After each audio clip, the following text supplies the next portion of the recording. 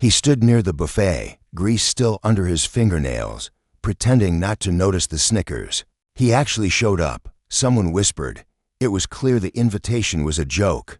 But just as the host raised a glass to toast his own success, the sound of a limo engine cut through the laughter.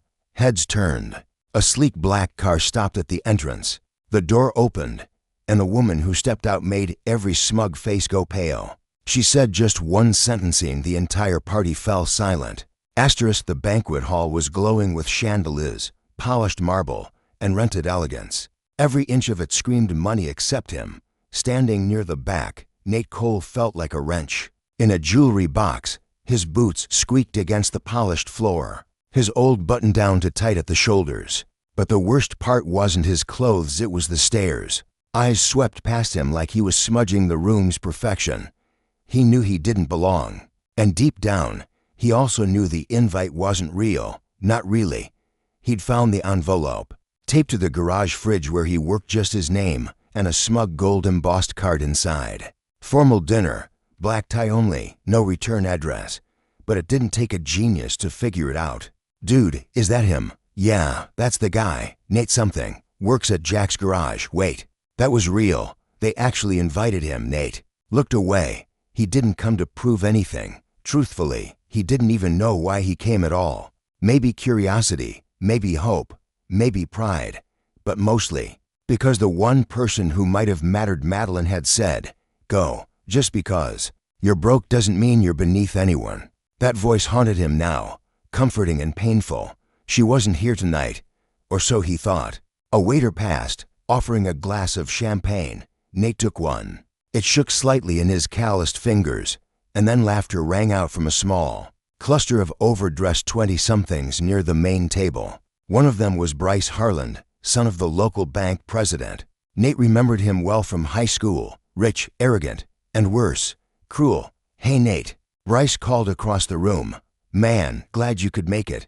I thought you'd be busy. You know, fixing oil leaks or something." The laughter hit him harder than the words. Nate nodded. "Yeah, but figured I'd swing by and fix the leak in your personality." Gasps followed. Nervous chuckles. Bryce's face stiffened, but he laughed it off like it didn't matter. "Touche," he said, raising a glass. "Enjoy the food." Grease monkey. The pain wasn't in the insult. It was the room, the way people avoided his eyes, the way they made space around him as if he smelled like the garage. Nate swallowed hard. Maybe he should just leave. He turned toward the door. That's when the limo pulled up. The sound wasn't loud, but it was commanding, like a needle scratching off a record. The front doors opened and every head turned toward the entrance. The chauffeur stepped out first, sharp in a black suit. He moved around the sleek, glossy vehicle and opened the door. Out stepped Meline Rivera. The air shifted. She wore a sharp navy blue pantsuit and stilettos that clicked with intention. Her hair was pulled into a soft twist, face glowing under the crystal lights. But what struck the room more than her appearance was her presence. Calm, unbothered, powerful. She didn't pause. She walked directly toward Nate. Whispers exploded. "Is that Meline Rivera? She's on the cover of Fortune this month. That's her, the startup queen." "Oh my God." Meline stopped beside Nate, her voice clear as glass. "I'm sorry I'm late," she said, slipping her arm around his. Traffic from the airstrip was a nightmare. She looked at Bryce. "Was this your event?" He blinked. Yeah, it's kind of a." She raised a hand, silencing him. Then she smiled, but it was the kind of smile that warned storms were coming. "I just bought the property you're standing on, including the house, the guest list, and the event staff." She paused. "And I suggest we all take a moment to reflect on why people still think it's funny to mock men who build things with their hands." Dead silence. Bryce's jaw hung slightly open. The champagne in his hand tilted. Meline turned to Nate. "Want to go get some real food?" He nodded slowly, stunned as they walked out together. Every eye followed. Some with shame, some with awe, one with bitter rage. But none would forget the man they tried to laugh at and the woman who made sure they never would again. The limo door clicked shut behind them, cutting off the muffled noise of the stunned ballroom. Nate sat back against the leather seat. still gripping the untouched champagne flute like it was the only solid thing left in his world. He stared at Meline, who just changed the trajectory of the night and possibly his entire life with a few words. "You didn't have to do that," he said, voice low. She turned toward him, gently adjusting the cuff of her blazer. No, I didn't." Her tone was calm even. "But I wanted to." Outside the window, the mansion shrank behind them, its glowing windows now distant fireflies. "They made a joke out of inviting you, Nate," she continued. "But I wasn't laughing." Nate cleared his throat, struggling to keep his voice from cracking. How did you even know I'd show up?" Meline smiled softly. "I didn't. I just knew I had to be there in case you did." He looked at her, really looked at her. Not the billionaire entrepreneur on magazine covers. Not the woman stepping out of limos in designer heels, but the same girl who used to sit on the tailgate of his old truck and eat gas station burritos under the stars. The same girl who vanished 5 years ago without a goodbye, chasing her dream to build something bigger. "I figured I lost you for good," he admitted. "After everything." Her gaze dropped for a second, but she met his eyes again with honesty. "You didn't lose me, Nate. I just needed to go figure out who I was before I could ever come back to who we were." They sat in silence for a beat, the city lights flickering across the tinted windows. The tension between them wasn't bitter, it was charged, emotional. Years of unsaid words lingering like static in the air. Suddenly, she laughed, breaking the quiet. "You know what's funny?" "What?" "The guy who planned that party. He pitched me an investment proposal 6 months ago. Told me I wasn't visionary enough to understand real business." Nate blinked. "Wait, Bryce Harland?" Meline nodded. "Yeah. Guess he didn't realize the Rivera Investments that turned him down was me." Nate let out a dry laugh. Poetic. Her smile faded slightly. "But that's not why I came tonight. I didn't come to humiliate him. I came because I heard what they were doing, mocking you. And no one stands up for the ones who get mocked anymore." He studied her again. "Why do you care?" She looked at him, dead serious. "Because when I was nothing but a broke waitress, with a laptop and a wild idea, you were the only one who believed in me." That memory hit him hard. He hadn't thought about it in years. The night she showed him her business plan on a diner napkin, and he'd handed her the last $500 he had saved for new tires, just because he saw fire in her eyes. "I never forgot that," she whispered. "And I never forgot you." Nate swallowed the knot in his throat. "I didn't expect you to show up, let alone save my dignity." "I didn't save anything," she said, gently. "You never lost it. You just forgot it for a minute." The limo pulled up outside an all-night diner on the edge of town. Not a 5-star restaurant, not a penthouse, just a corner booth, neon signs, and the best grilled cheese in the county. Meline reached for the door. "Come on," she said. "Let's eat like we used to, real food. No crystal glasses, just us." They slid into the booth, and for the first time that night, Nate exhaled like he could finally breathe again. The waitress came by, paused mid-order, and did a double take. "Wait, aren't you hungry?" Meline interrupted, grinning. "To grilled cheese, extra pickles, and a root beer float." Nate chuckled. "You haven't changed." "Oh, I've changed," she said, softly. "But not the parts that mattered." He looked around the diner, at the chipped tile and familiar smell of burnt coffee and freedom, then back at her. "You think people like us can actually make it?" he asked. She leaned forward, her eyes serious. "People like us do make it, Nate, because we don't step on others to rise. We build from the ground up with grit, kindness, and loyalty." The moment hung there, heavy, real, but neither of them saw the man across the street, sitting alone in a parked car, watching them through binoculars. Bryce Harland's knuckles were white on the steering wheel, and his lips curled into something darker than jealousy. He wasn't done. Not yet. Asterisk asterisk 2 days later, the video surfaced online. At first, Nate didn't think much of it. A co-worker at the garage nudged him and said, "Dude, you're going viral." That made no sense until he clicked the link.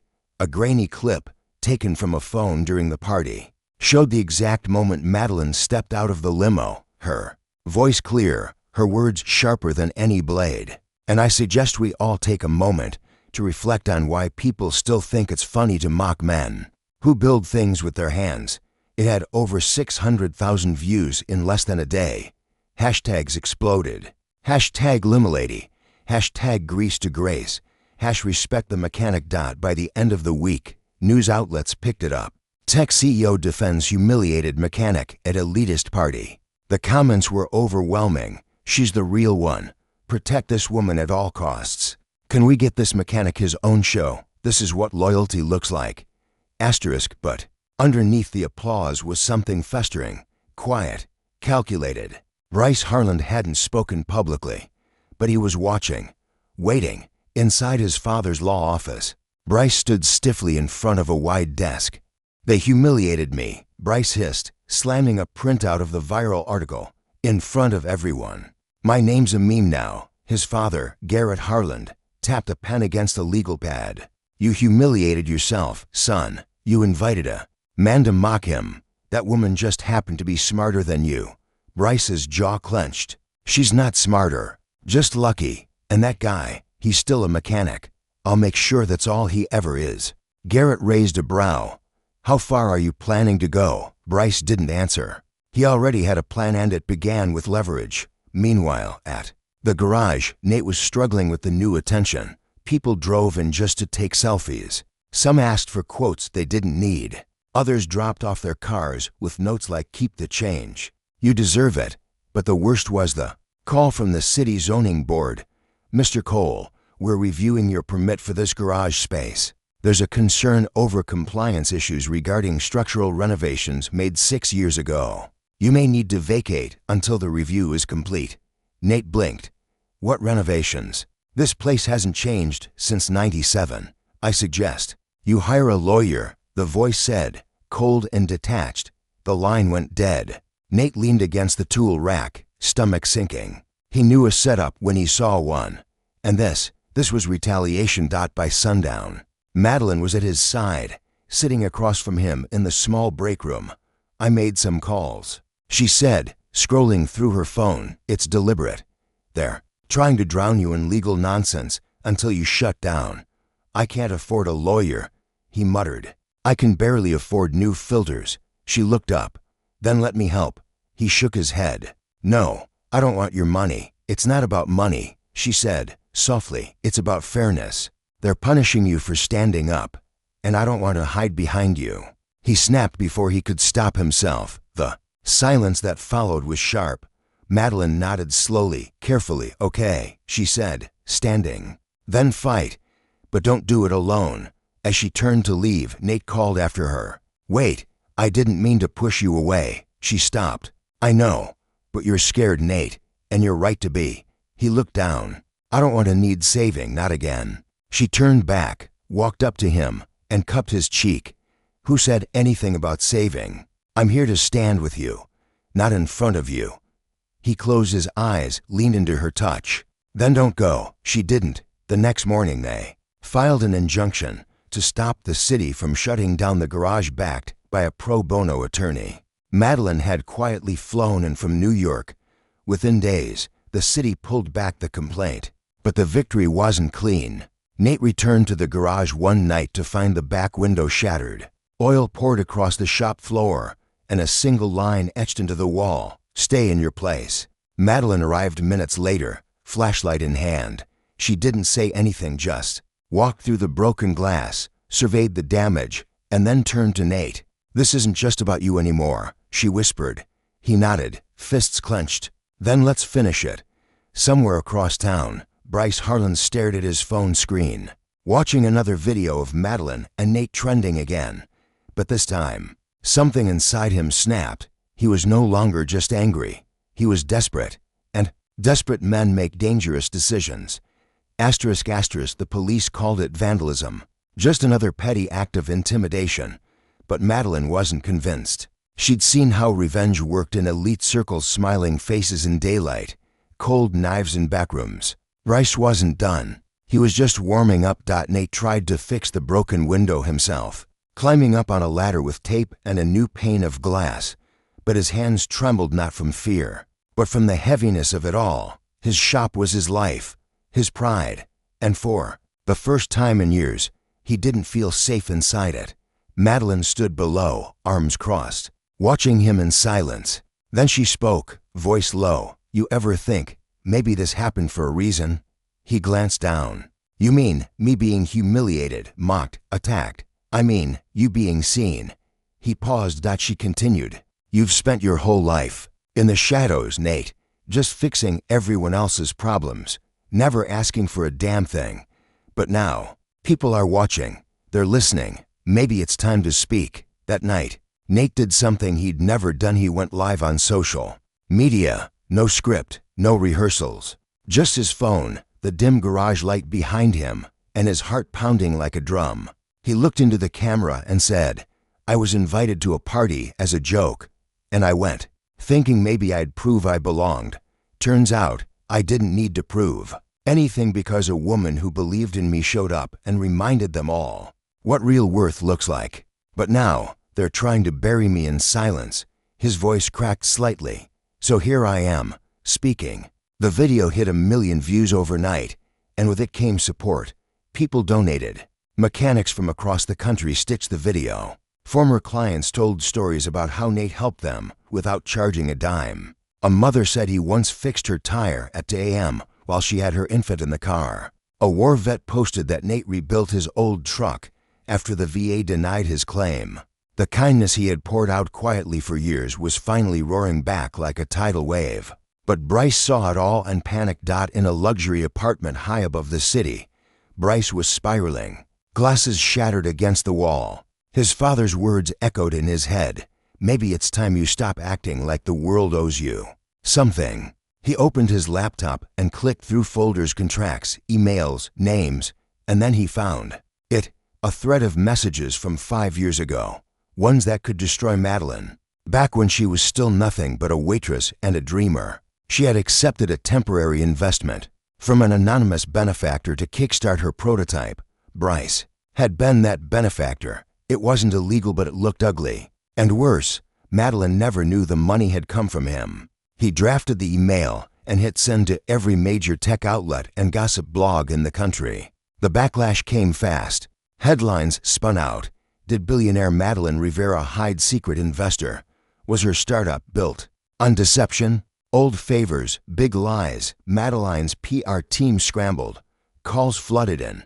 Her board panicked. The stock dipped. At the garage, Nate found her sitting alone, staring at her phone. She didn't look angry. She looked gutted. I never knew. She whispered, I swear to you, Nate, I didn't know that money came from Bryce. I believe you. Her eyes welled up. But it doesn't matter. Perception is poison in this world. One stain, and they tear you apart. Nate crouched in front of her. Then let them, because you're not hiding anymore. And you're not alone. She smiled, weakly. Funny. I thought I was the one protecting you. You were. He said, but now it's my turn. They held a press conference 2 days later. Not at a skyscraper. Not on some PR stage, but in front of the garage. Meline stood beside Nate, no makeup, hair pulled back, wearing a navy blue blazer and denim jeans. Raw, real. I'm not ashamed of my beginnings. She told the cameras. Yes, I accepted help. I didn't know the source, but I built something out of it. And now the man who gave it wants to weaponize it because I defended someone he mocked. She paused, then gestured to Nate. This man, the one they laughed at. He has integrity. He has kindness. And if building with my hands and my heart makes me unworthy of success, then maybe we need to redefine success. The crowd erupted in applause. Hashtags trended again. Hashtag built with integrity. Hashtag Nate and MADS. Hashtag Bryce exposed. And back in that luxury apartment, Bryce stared at his screen as his own emails were leaked, proving the timing of his smear campaign and exposing past discriminatory behavior tied to his company. Sponsors pulled out. His father removed him from the board. Bryce Harlan fell harder than anyone expected. That night, in the quiet of the garage office, Nate and Meline sat side by side. He looked over. So what now? She reached into her purse and pulled out a single sheet of paper. A deed to the land this garage sits on, she said. Yours, permanently, no strings, no rent, just yours. Nate froze. Mads, I can't. Yes, you can, she said, Because this isn't charity, it's justice." He took the paper, speechless.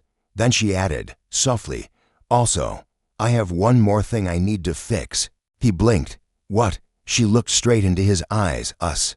The first rain of the season tapped gently against the roof of the garage, soft and steady like a metronome counting the beat of a new chapter. Inside, under the warm hum of hanging bulbs, Nate leaned on the workbench, watching Meline cross the room slowly.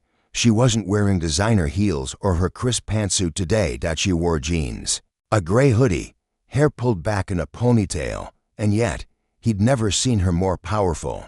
"You remember the first time I came to this garage?" she asked. He nodded. "Your old Saturn had a cracked radiator hose. You cried when I only charged you $40. She smiled. "I didn't cry because of the bill. I cried because it was the first time someone treated me like I mattered." Her voice faltered, then steadied. "I never forgot that. And somewhere along the way, I think I stopped treating myself like I mattered too. I let success turn into armor. I forgot how to be soft." Nate walked over to her, slowly. "You're not soft, Mads. You're solid. You're the kind of strong people lean on and don't even realize they are." A long pause stretched between them. Everything was still, the world outside, the air, even time itself. Then she said, almost a whisper, "I want to come home, Nate." His heart thudded. "Are you sure?" She looked up, eyes glassy but clear. "Not to this town, not to the house I left, but to you, wherever you are, that's home." And just like that, all the tension that had wrapped around his chest for years uncoiled. He took her hand. No promises, no dramatic declarations, just a quiet agreement that the past didn't own them anymore. 3 months later, the garage had a new name etched in steel across the front: Cole and Rivera Motors. Built with heart, it wasn't just a repair shop anymore.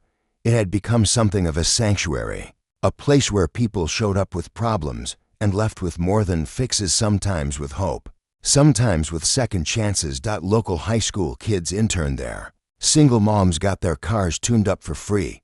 Veterans always got priority. And the community wall inside the waiting room was covered in handwritten notes. "He stayed open after hours so I could get to work. She talked to my daughter about being a woman in tech. They gave me my dignity back." Meline never went back to her old headquarters. She resigned from the board of her company, turned down speaking gigs, and poured her time into mentoring young women in STEM programs instead. One evening, they hosted a fundraiser barbecue in the garage lot. Folding tables, paper plates, music playing from an old speaker Nate had duct taped together. Bryce Harland wasn't invited, but his name came up briefly. "I heard he moved to Florida," someone said, "trying to start a new company." Someone else added. Nate and Meline shared a look but didn't comment. Some stories didn't need retelling. Some people needed to fade out quietly. Later that night, after the tables were cleared and the stars blinked above them like distant headlights on a highway, Nate leaned against his truck and pulled Meline in beside him. She rested her head on his shoulder. "You know," he murmured, "I used to think life would always be like fixing engines, just problems to solve and move on. And now," she whispered. He looked down at her, eyes soft. "Now, I think it's more like a long drive. Bumpy, sometimes lost. But if the right person's in the passenger seat, it's worth every mile." She smiled and pressed her lips to his. Not a kiss of fire and frenzy, but one of return, of recognition, of home.